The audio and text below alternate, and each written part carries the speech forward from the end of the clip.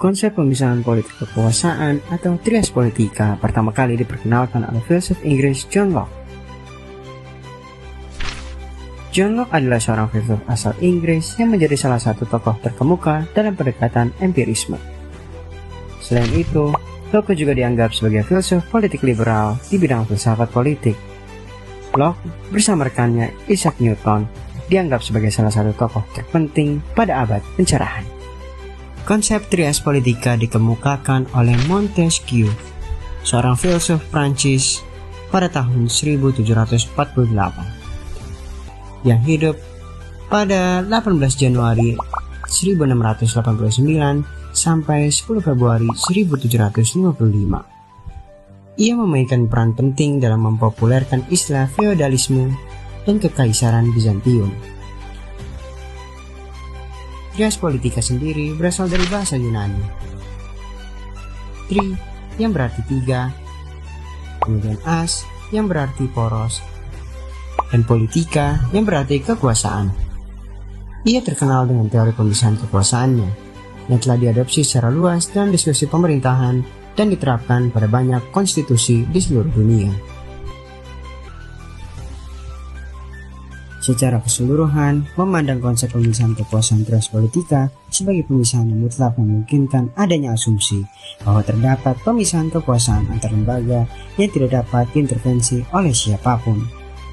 Namun, pada dasarnya negara Indonesia tidak hanya bergantung sepenuhnya pada pemisahan absolut.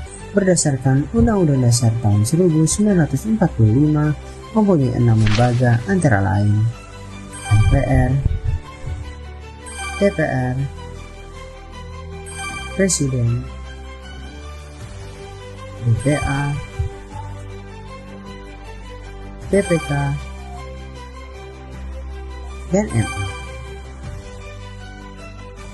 Lembaga-lembaga tersebut memegang kekuasaan negara masing-masing berdasarkan ajaran trias politika yang membagi kekuasaan negara menjadi 3, yaitu legislatif, eksekutif, dan yudikatif.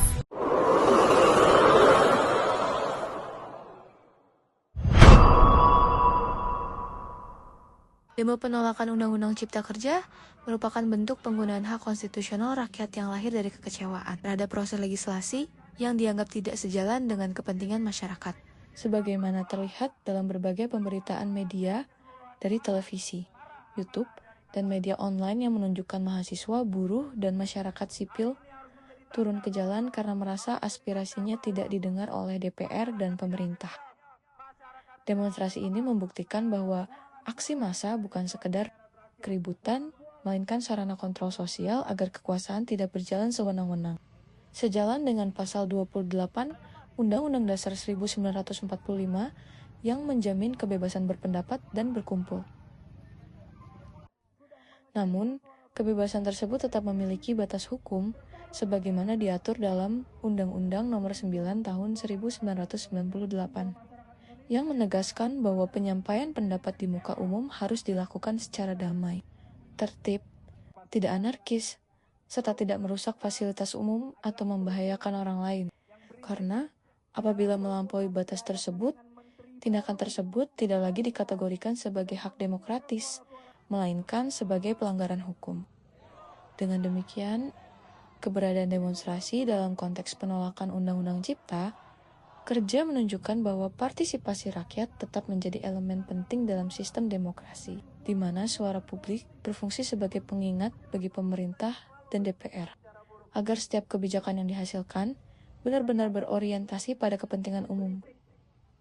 Oleh karena itu, negara tidak seharusnya memandang demonstrasi semata-mata sebagai ancaman terhadap ketertiban, melainkan sebagai ekspresi kritik yang sah dan dijamin hukum, selama dilakukan sesuai dengan ketentuan peraturan perundang-undangan, sehingga keseimbangan antara kebebasan berekspresi dan penegakan hukum dapat terjaga demi terciptanya demokrasi yang sehat dan berkeadilan.